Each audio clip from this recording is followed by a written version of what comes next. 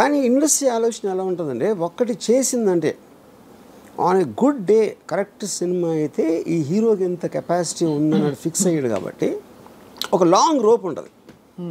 ఇప్పుడు సినిమాలన్నీ మీకు ప్యారలల్గా ఒక ఇవాళ ఒకటి వస్తుంది, ఇయర్ అయిన తర్వాత ఒకటి వస్తుంది, ఈ లోపల మధ్యలో ఇంకా 2-3 అండర్ ప్రొడక్షన్లో ఉంటాయి.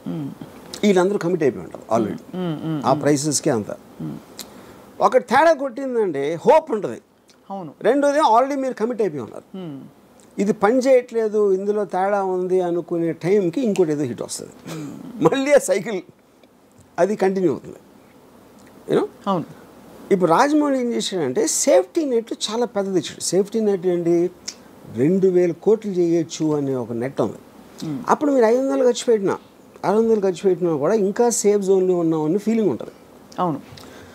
ఆలోచనతో కొంతమంది సర్వేవారు, కొంతమంది మొత్తం తుడిచిపెట్టిపోయారు. అది కూడా జరిగింది. It's not that. సో ఇప్పుడు ఓపెన్ హైమర్ ఉంది. ఓపెన్ హైమర్ ఇట్స్ ఏ సబ్జెక్ట్ అనే న్యూక్లియర్ హాలోకాస్ట్, న్యూక్లియర్ బాంబ్ ఎలా కనిపెట్టారు అనేది. 130 crores ఇండియాలో చేసింది ఆ సినిమా. ఏది ఫుల్ ఆఫ్ అంటే సైన్స్ లాంగ్వేజ్ సగం ఆ డైలాగులు ఎంతమందికి అర్థమవుతాయో అది ఒక పెద్ద మిస్టరీ. నాకు పోనీ పెద్ద పెద్ద స్టార్లా మనకు తెలిసిన వాళ్ళ అంటే అది కాదు, స్టార్స్ ఉన్నారు కానీ స్టార్స్ని క్యారెక్టర్స్ లాగా వాడాడు. ఎవరికి హై స్పీడ్ షాట్ ఉండదు, ఎలివేషన్స్ ఉండవు, అదే వాళ్ళందరూ మామూలు క్యారెక్టర్స్ లాగా పని చేసుకుని వెళ్ళిపోతున్నారు. బిగ్ నేమ్స్ వాళ్ళు, బిగ్ నేమ్స్, కానీ వాళ్ళ కోసం ఎవరు వెళ్ళా. అదే ఎగ్జాక్ట్. అంటే వాళ్ళు తెలిసిన మన స్టార్స్ కాదు కదా ఫ్యాన్స్ వెళ్ళడానికి. తెలిసినా కూడా ఇప్పుడు మీరు ఫాస్ట్ అండ్ ఫ్యూరియస్ ఈ సిరీస్ ఉన్నాయి. అవును. You don't go there because of ఫలానా రాక్ ఉన్నాడు, డ్వైన్ జాన్, దానికి వెళ్ళట్లేదు మీరు. అది స్పెక్టకల్, అది వెహికల్స్, చేజెస్, యాక్షన్, ఇది అది. సో అప్పుడు ఏంటి, మీకు తెలిసిన యాక్టర్ ఉండొచ్చు కానీ వాడి కోసం సినిమాకి వెళ్ళటం మానేశారు హాలీవుడ్లో. అది నేను చెప్పేది. You know. So true. Yes. So ఇవన్నీ I honestly believe Raj Kumar లేకపోయినా కూడా ఈ సినిమా ఇంతే ఆడుతుంది. ఆ ట్రైలర్ బట్టి దాన్ని బట్టి రాజ్ కుమార్ బదులు ఆ రేంజ్లోనే ఏ యాక్టర్ ఉన్నా కూడా మోరల్లెస్. అదే మీరు ప్రభాస్ ఉన్న సినిమాలో మీరు ఎవరినో పెడితే ఆడకపోవచ్చు, అది నేను చెప్పేది. అది ఎందుకంటే దాని డిజైన్ కూడా వేరే ఉంటుంది. అవునవును. అందుకే యాటిట్యూడ్ అసలు ఆ మోడల్ మారిందా అని అడిగింది కారణం అదే.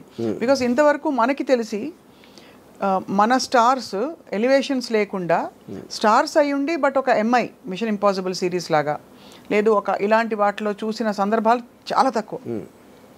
బికాజ్ మామూలు మన సినిమాలో హీరో ఊరికేలా తల తిప్పితే కూడా దానికి ఒక ఎఫెక్ట్, ఇది ఒక స్టార్ హీరో. అలాంటిది showing them that normal people వచ్చింది అలాంటి సినిమా. అసలు ఒక రుద్రమైన నాకు గుర్తుంది, చిరంజీవి గారు నార్మల్గా మెగా స్టార్ అయింది. డెఫినెట్గా ఐ ఫీల్ అంటే ఇప్పుడు బాలచంద్ర గారు ఉన్నారు. అఫ్ కోర్స్ బాలచంద్ర గారు ఈ టైంలో తీయలేదు అలాంటి పెద్ద యాక్టర్స్ తోటి. విశ్వనాథ్ గారు ఆఫ్ కోర్స్. నాకు తెలిసి వెన్ టైమ్ సాగర్ సంగమం ఆ టైంలో తీసినప్పుడు Kamal Haasan image would have been very different.